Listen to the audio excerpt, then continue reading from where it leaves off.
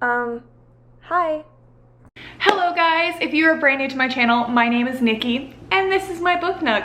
I am so excited because today I'm filming my first ever monthly wrap-up video. These are honestly like some of my favorite videos and TikToks to watch. I just love when people like rapid fire go through all the books they read recently, give like a really quick synopsis, quick star rating. I feel like that's honestly, when I'm watching those videos, that's what ends up filling up my Amazon wish list the most. I never really wanted to do one of these because I just feel like the people that do these videos normally read anywhere between like 15 and 30 books a month, and as amazing as that sounds, I simply don't have the time for that. But I actually read 9 books this month, which was a pretty hefty, successful month for me. Whenever I look at the stack, I'm gonna try to grab it without knocking it all over. That's a lot of pages. It's so weird. I feel like April was like the longest month ever because some of these books, like I cannot believe it was only this month that I read them. Feels like so long ago. I'm just gonna get into it because we know I like to ramble. Just so you know, every single one of these books has its own dedicated video on my channel, so I'm just gonna be giving like quick, no spoiler synopsis of each of the books, and if you want to know more, you already read it and you want to know my thoughts, each one of these has its own review, so you can go find it. But yeah, let's just get into it. So the first book that I read in the month of April was Covet. It is the 3rd book in the Crave series. I picked up Crave from Target just thinking like it was some weird knockoff of Twilight that was probably gonna be horrible. The branding was just so similar, but I unironically ended up loving the series. I mean, do not get me wrong, I've said it in my previous videos about it. The writing is very juvenile. It's not anything extraordinary. There's not like crazy character developments or like OMG insane plot twists or anything like that. But like these books are super easy page turners. Like once you start it, it's hard to put down. It's really a nice series if you've been reading some like heavier stuff, maybe some high fantasy, and you want to give your brain a little bit of a rest. This is a fun book with a little spice. Basically, short synopsis, this series follows Grace Foster. Her parents have just died in a car accident, so now she is going to live with the only family she has left. She's moving from San Diego to Denali, Alaska, where her uncle and her cousin live. Her uncle is the headmaster of this boarding school there called Katmere Academy.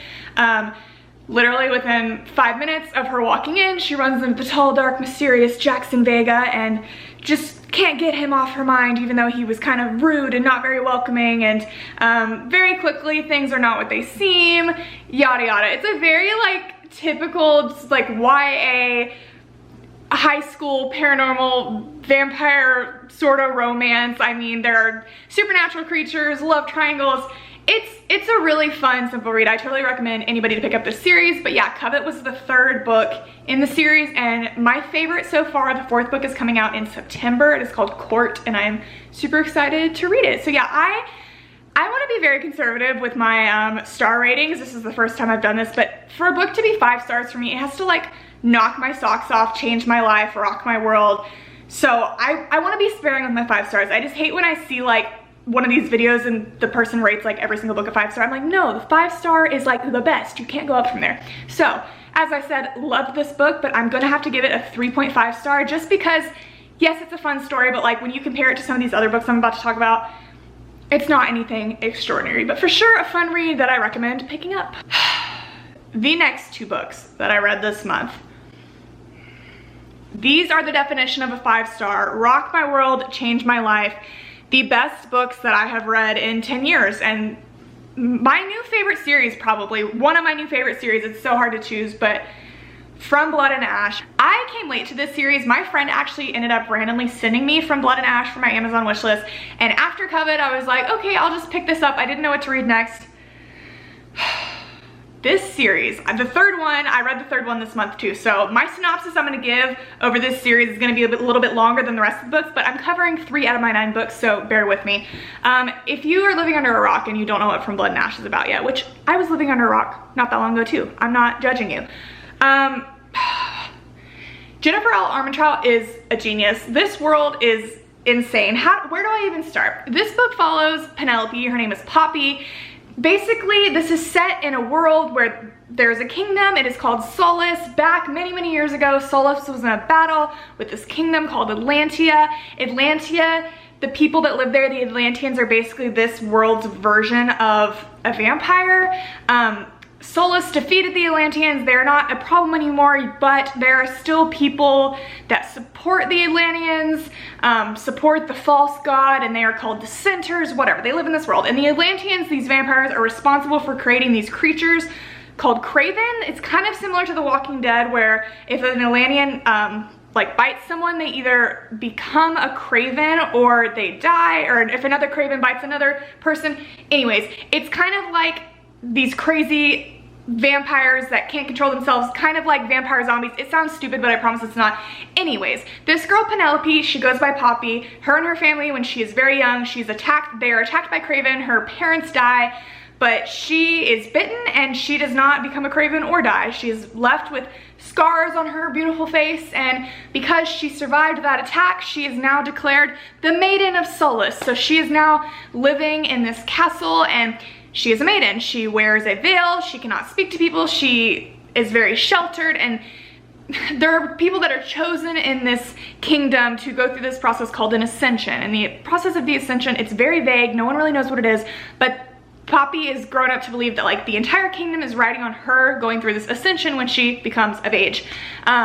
Poppy feels duty bound to whatever, be the maiden, but at the same time, like, she wants more out of life, you know? She wants to like have fun. She wants to know what else is out there. So she's a little rebellious. She sneaks out at night. I love Poppy so much. She is literally like my favorite female character I've ever read. I couldn't be more obsessed with her. But yeah, just to give you a little teaser, she has a royal guard. There's a royal guard of like the whole kingdom, but she has a personal royal guard. In the very beginning of this book, she is on one of her ventures where she's sneaking out. Goes masked so people don't see her. She ends up in a brothel sort of place, locked in a room on accident with this man that she immediately recognizes as Hawk Flynn. He is on the royal guard. Things happen between them because he doesn't realize it's her.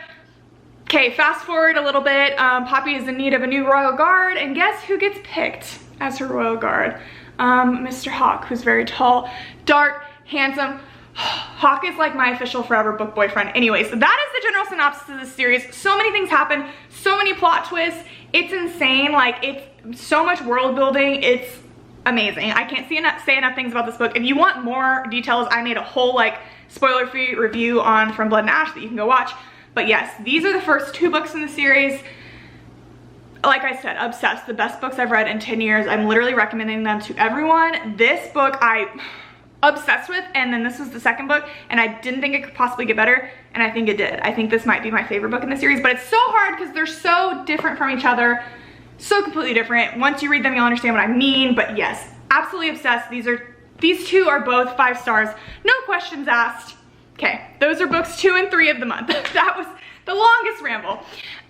Coming off of that though, kind of sad, amazing 5 stars, we go to a not so 5-star for me.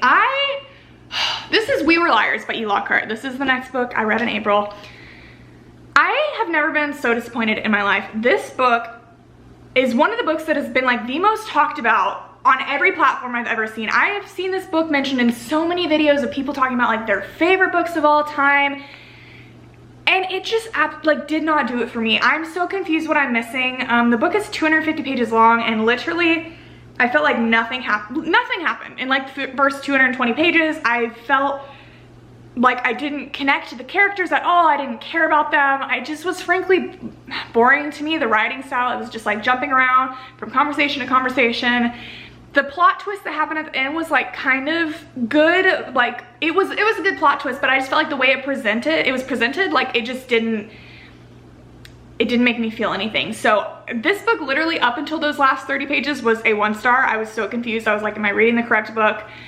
But then after those last pages, I was like, okay, I'll bump it up to 2. Basically, this book follows Kate and Sinclair. It follows the Sinclair family. They're a super rich family. There are grandparents and then 3 daughters, and those 3 daughters have had a bunch of kids, and all the cousins every summer, they all go to this private island where they live for the summer. I think it's in Massachusetts. I can't even remember. But it just follows like the spoiled rich daughters. They're all fighting over the various estates, the grandfather's money. None of them get along. It's kind of that perfect embodiment of like people that are super rich and present this idea that they have like this perfect magical life, where like behind closed doors they're like super unhappy. They've all like gone through divorces. Like they're all just like selfish. They, you know, it's a very like kind of deep, dark, depressing story. Like I didn't find any enjoyment in this book personally at all, but people love it, so maybe I'm crazy. I have a feeling, like, I just think that maybe I'm too old for this book. Like, I think that if I was maybe, and I'm not even saying this to like be funny,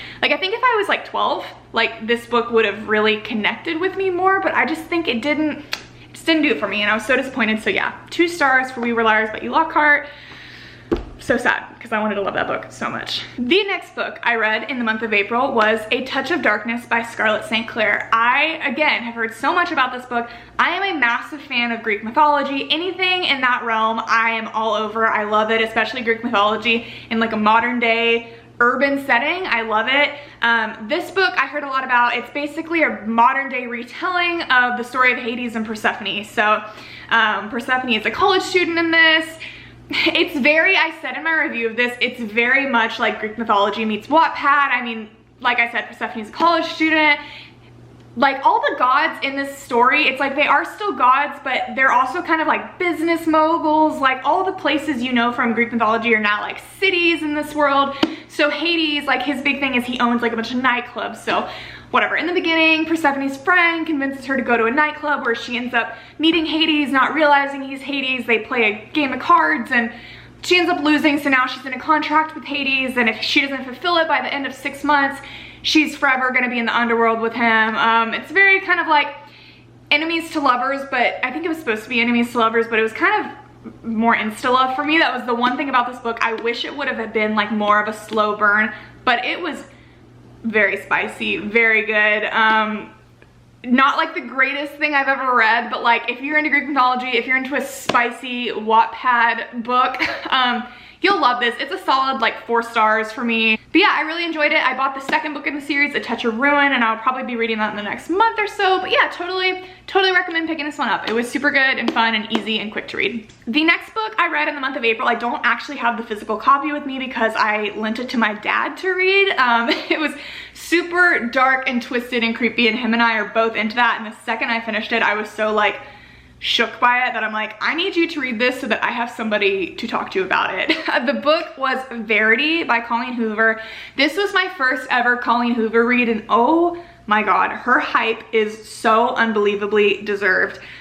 This book essentially follows a girl named Loan Ashley. She is a struggling author in New York City. She has had some books published, but she's just not huge. She's kind of living paycheck to paycheck. She's super broke. Basically, she gets offered a deal to finish a series for this author called Verity Crawford. She has a very successful series. There are 3 books left to be written, but Verity has gotten into a horrible accident, and now she is basically like a vegetable. Like she can't do anything for herself, she can't speak, she can't walk. So her husband and her publishing company have commissioned Loan to basically be the ghost author of her next 3 books. So Loan ends up going to Verity's house where her husband and her son live, and Verity obviously still lives with a nurse that like helps her. Jeremy, the very handsome man who is Verity's husband, kind of hits it off with Loan right from the beginning. They get along very well. Jeremy and Verity, like I said, have a son, but they also had 2 twin daughters that tragically passed away in 2 totally separate weird scenarios. It's like a known story because Verity's like a known author, but anyways. So Loan is at the house and she is there to go through Verity's office to find any sort of like notes, manuscripts, rough drafts, so that she can get everything together to finish the series. She just goes to stay there for a few days so that she can do that. While she's going through the office, she ends up coming across a manuscript that was the beginning of what was supposed to be an autobiography of Verity's, and she starts reading it, and it becomes very clear very quickly that Verity is one twisted chick. It's crazy, it's super dark, it's so interesting. There are so many twists and turns, so many weird, creepy things that happen in this book. Like, this is the only book I've ever read that had like genuinely given me like a jump scare. Like, if you can read a book and you have a jump scare, like that's amazing. It gave me nightmares. It was nuts, but I totally recommend, like 100% 5 stars, like one of the best books I've ever read, because like it gave me chills into my very bones. It was amazing. It was my first ever Colleen Hoover read, which I know like that is not her typical genre. I know she's known for her like emotional romances, so the fact that that is not at all what she normally writes she absolutely killed it. So totally recommend anybody to go and read Verity. It is amazing, but prepare yourself because oh my god. So the next book I read in the month of April after Verity was The Crown of Gilded Bones. This is the third book in the Blood and Ash series. I already gave you the synopsis. I won't go on further. I did a reading vlog for this book. If you read it and you're interested in watching that, this was an emotional roller coaster. It was all over the place. I will say I didn't like this book as much as the first two books. I was kind of let down by it just because the first two books are so like amazing, and I felt like this book was a lot of like explaining, a lot of setting up for the rest of the series, which I think is going to be like full speed ahead from here. Like I think the next book is going to be like insane. So 4.5 stars for this one. I still loved it. I love this world. I love Poppy. I love Hawk. It's incredible. Read this series, go get it. But yeah, that was the next book that I read. We are almost done, people. The second to last book I read in the month of April was It Ends With Us by Colleen Hoover. I picked up my second Colleen Hoover book. This by far, I see so many of her books talked about, but this is the one that I had seen talked about the most. This book absolutely shattered me. It deals with very intense topics, a million trigger warnings, but basically it follows this girl Lily Bloom. It is kind of showing you present day, a love story between her and this guy Ryle, who is a neurosurgeon. Ryle is literally like the definition of a realistic like dream man. Like he is, like I said, he's so ambitious, he's so successful, he's so handsome, he's so charming, he's so funny, like he's so smooth, like everything about him. I just instantly fell in love with Ryle. And then at the same time, she has found a journal of hers from high school. So you're kind of like flashing back and seeing a love story between her and this boy Atlas, that he was a guy she went to high school with, and he was actually homeless. Like his parents kicked him out and he was staying in an abandoned house behind Lily's house. So they kind of like ended up bonding. Basically, like as can be expected, these two stories kind of end up like weaving together, coming to a head, and yeah, it's heart-wrenching. It's crazy. I would give this book 4.5 stars just because it literally did destroy me. It was amazing, but there was just an ounce of something that in one part of the story that was just missing a little bit for me. I can't say it because it'll spoil it, but yeah, incredible. I will say, like, go read this book, but like you need to be in a very particular mindset. I wouldn't read this book if you're like overly happy, and I also wouldn't read it if you're overly sad, because you just need to be very neutral, because it's a rough one. It's really rough. I think I can count the amount of books on like 1.5 hands in my life that have made me cry, and this one made me cry. So Colleen Hoover's incredible. She's a genius, but yes, a wild ride. It Ends With Us was nuts. And lastly, I think I managed to do this without talking for a full 30 minutes, so I'm proud of myself. The last book that I read in the month of April was The Lightning Thief. This was a reread for me. I had an epiphany like a month ago that I just never finished this series, Percy Jackson and the Olympians.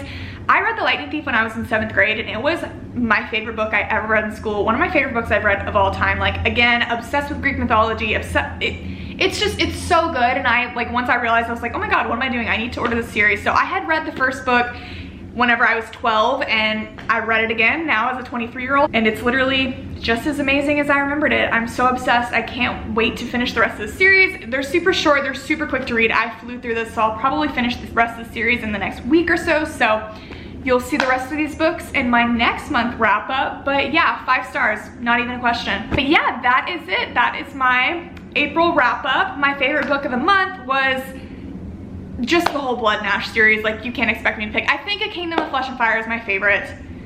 It's so hard to pick between the first book in a series, because that's the one that like introduces you to the world, and then like other books, but I'm just gonna say Blood and Ash. Blood and Ash as a whole was my favorite book this month. My favorite book the entire year. But yeah, of these books I talked about, if you guys read them, which was your favorite? Give me all of your thoughts. But yeah, I plan to do one of these videos, I think, on the 1st of every month, giving the wrap up of the previous month, just so I have that last final day to like cram a book in. That was me last night with this. I was like, I want to film this video, but I'm like, I am like 100 pages from finishing this. Let me finish this and then I'll just film it on the 1st. But yeah, that is it. Thank you guys so much for watching, and I will see you very soon.